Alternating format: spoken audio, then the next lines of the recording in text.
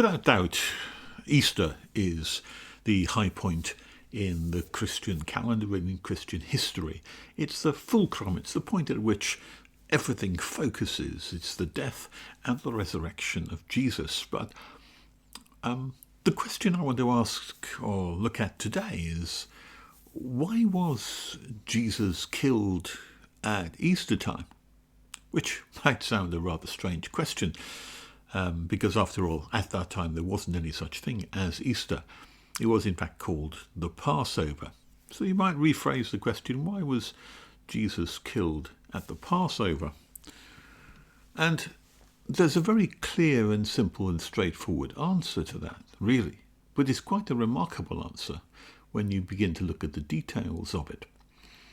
The answer really is because Jesus planned it that way. He planned his own death at that particular time.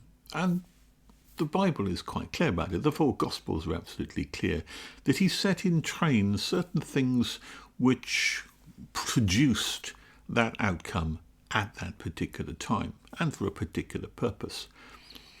I suppose it started off really at just the evening or the day or two before the triumphal entry into Jerusalem. We're talking about the last week of Jesus' life now. And just before the triumphal entry, he performed an incredible miracle. It was the miracle of the raising of Lazarus from the dead. And at that miracle, it said that hundreds, if not thousands of people came out to see him because of the renown of the miracle and of Lazarus. They wanted to speak to Lazarus. They wanted to find out if all these things were true. And certainly what happened at that point, just leading up to the final week of Jesus' life, he created the biggest stir he possibly could to engender a huge crowd of people to come after him. He also engineered things in such a way that when he came into Jerusalem during that last time, he came in to Jerusalem on the Sunday, where he was killed on the Friday. And on that Sunday, he engineered his entry into Jerusalem on riding on the back of a donkey. Now, some people think that that's just a kind of a symbol that Jesus was just a meek and mild kind of person, not coming on a horse but coming on a donkey is a kind of sign of humility. But nothing could be further from the truth, because he was in actual fact enacting a prophecy in the Old Testament where the King of Israel would return to the city of Jerusalem, to the people, riding on the back of a donkey. And so with this huge crowd behind him, deliberately setting himself to come straight into Jerusalem, and there, riding on the donkey, fulfilling this role, and the people came out in their droves, in their thousands, and waved palm branches and sang Hosea and laid the palm branches on the floor. He was provoking the authorities by that act. There's no doubt about it. It's a provocation of a high order. He was provoking the authorities to say, look, I am fulfilling this prophecy of the Messiah with the thousands of people in favour and behind me. I'm coming to Jerusalem and I am proclaiming myself to be king, to be Messiah. It was an in-your-face kind of attack. But it wasn't just that. There were many other things which he did also. He went and spoke in the temple courtyard and taught the people there in a provocative way. In fact, he overturned the tables of the money changers. He threw them out. He made a whip of cords, and he deliberately provoked the authorities yet again, leading up to this fateful day on Friday. And what's more, there was a massive denunciation of the Pharisees leading up to that time. In fact, he castigated the Pharisees, if you read it in, I think it's Matthew 24, 25, somewhere around about there, where he speaks in the most scathing terms of the people who were in charge of the whole state and the city. He spoke of the Pharisees as whitewashed tombs. He spoke to them of them as being all on the outside rather nice and pretty, and they looked all right, but inside they're just full of rottenness and corruption and dead men's bones. He did all this publicly in front of the entire crowd. He dressed down the Pharisees and provoked them no end with the scathing and devastating criticism which he made of them, how they tied burdens upon men's backs, how they misinterpreted the law, how they misunderstood everything, how they couldn't possibly govern properly because they didn't even understand the law of Moses properly. He pulled them into little pieces, if you like. Such was the power of the criticism. And there's no doubt that leading up to the end of that week, the Jewish authorities were in a position whereby they were absolutely desperate to get rid of this man.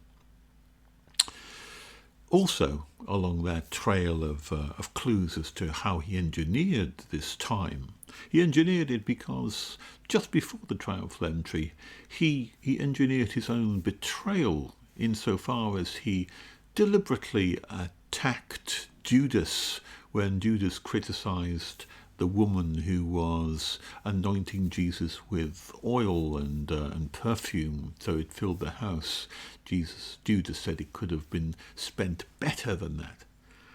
Jesus gave him a public dressing down just before that, so that he was publicly humiliated by Jesus's quite accurate and correct assessment of him. And so Judas himself went into Jerusalem nursing grievances and resentment and seeking to get his own back on Jesus. All of this you could say was carefully constructed and engineered. And even on the very Thursday night, which was the night where he had the Last Supper, he prompted Judas to go out and betray him and said that he was ready to give himself up, basically. He would wait in the Garden of Gethsemane on Thursday evening so that they could come and take him and arrest him. And it was as close to the Passover as he could get. The Passover would be on Saturday, and his arrest was on, say, very early Friday morning, 1 o'clock, 2 o'clock in the morning, something like that. He was arraigned before Caiaphas, the chief priests. He was taken to Pilate, and then the crucifixion began early in the morning, about 9 o'clock in the morning, and lasted about 6 hours until 3 o'clock in the afternoon, at which point the body had to be taken down because the Passover would begin in just an hour or two. So there's no doubt about it. Why was Jesus killed at Easter time? Because it was the Passover, and because he did everything to provoke that killing that he could, and willingly waited in the garden way beyond time, knowing that they were going to come and arrest him. Everything was planned out to perfection.